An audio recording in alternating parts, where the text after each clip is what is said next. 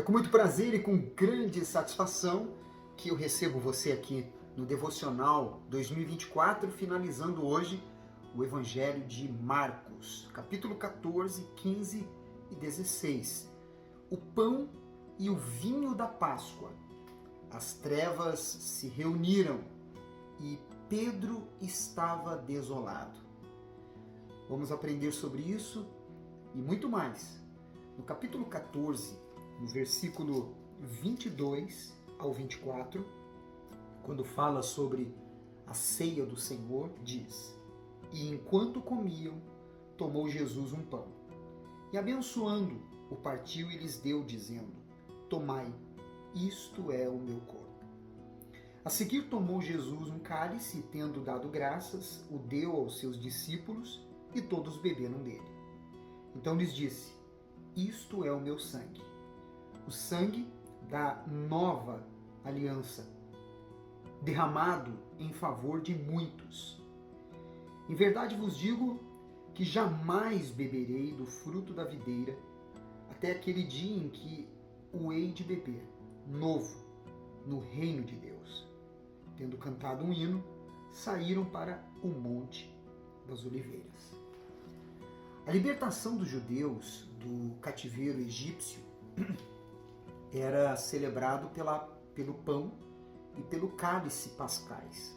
Você vê isso em Êxodo capítulo 12.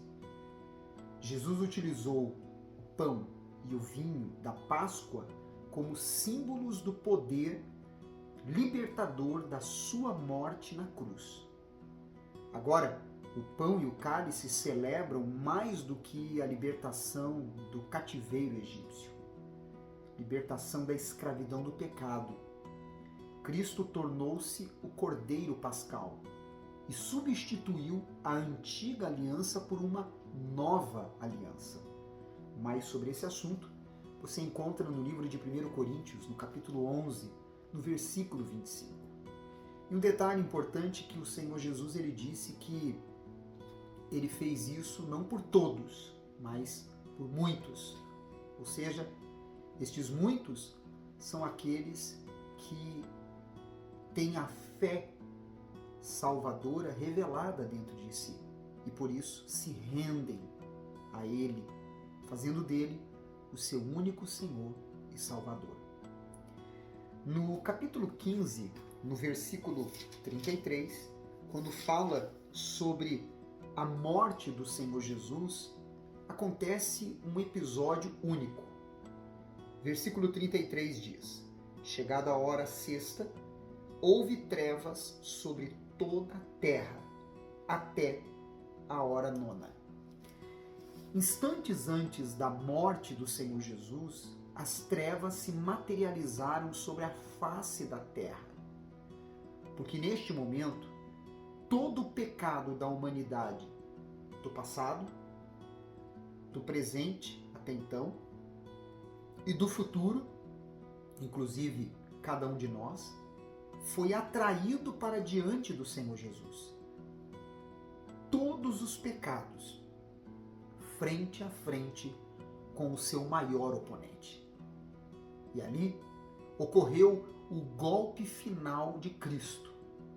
Ele se tornou o Cordeiro de Deus que tira o pecado do mundo.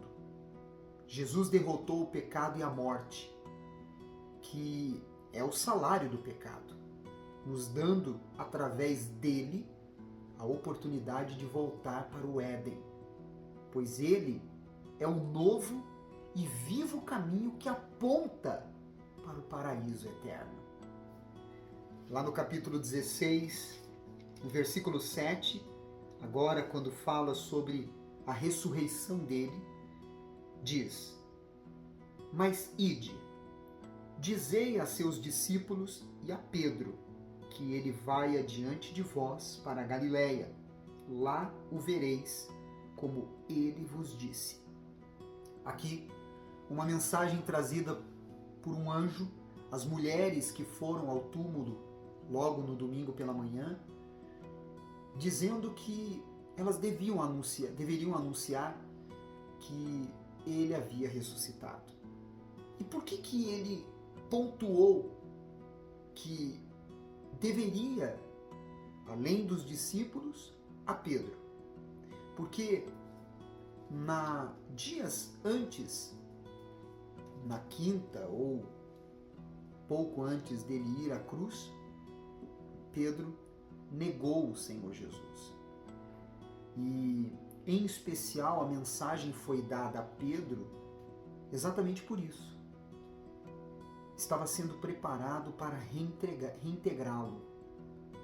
A reabilitação de Pedro dá aos discípulos de todos os tempos a esperança do perdão. Não importa quão gravemente tenha sido o pecado. Imagine como estava a cabeça de Pedro naquele momento. Provavelmente se achando tal como Judas, que o traiu. Mas a graça e a misericórdia do Senhor Jesus o alcançou. Quando ele, assim, recebeu esta mensagem que o Senhor Jesus esperava por ele. Lá no versículo 18 deste capítulo, para terminar, a palavra de Deus fala sobre a missão, a ordem evangelística, e o versículo 18 diz: pegarão em serpentes, e se alguma coisa mortífera beberem, não lhes fará mal. Se impuserem as mãos sobre os enfermos, eles ficarão curados. Jesus não disse aos discípulos que pegassem em serpentes. Foi antes uma promessa de Jesus aos seus seguidores de que seriam protegidos ao levarem o evangelho por todo o mundo. Alguns consideram ser serpentes, veneno, escorpiões, símbolos do ataque espiritual do inimigo. Ataque que não pode derrotar os que confiam em Cristo. Embora o Novo Testamento não registre nenhum cristão que tenha bebido veneno por acidente, houve muitos relatos de curas na igreja primitiva e um incidente no qual uma cobra venenosa não causou nenhum dano em Paulo. Você vê isso em Atos 28, no versículo 3 ao 6. Mas isso não significa que você deva sair bebendo veneno ou querendo pegar em serpentes ou escorpiões, pois aí passa a ser tentar a Deus, tolice e não sabedoria. Estamos finalizando aqui o livro de Marcos. Amanhã nós entramos no livro do Evangelho de Lucas, que eu particularmente considero muito especial. É o livro no Novo Testamento que eu mais me identifico e que amo meditar nele. Se te ajudou o devocional de hoje, então compartilhe o máximo que você puder com seus contatos, redes sociais e etc. Deixe o seu like, o seu comentário. Amanhã eu volto com você. Que Deus te abençoe.